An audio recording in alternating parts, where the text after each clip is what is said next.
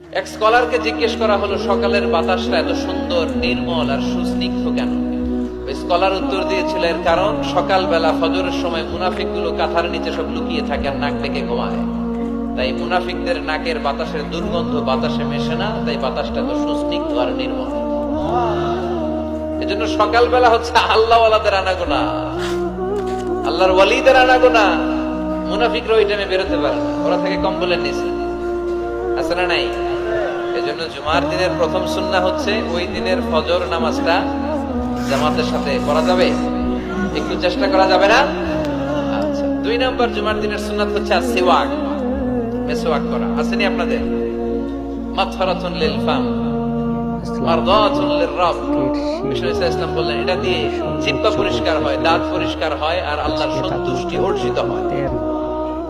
বিশ্বনবী জাইতুনের ডাল দিয়ে মেসওয়াক করতেন আর বলতেন নি'মা সিওয়াকি আয-যাইতুন ফাইন্নাহা সিওয়াকি ওয়া সিওয়াকুল আমবিয়া'i মিন ক্বাবলি। জাইতুনের ডাল কত সুন্দর মেসওয়াক হয়, কারণ এই ডাল দিয়ে আমিও যেমনি মেসওয়াক করি, আমার আগে লক্ষাধিক নবী এই জাইতুনের ডাল থেকে মেসওয়াক করেছেন।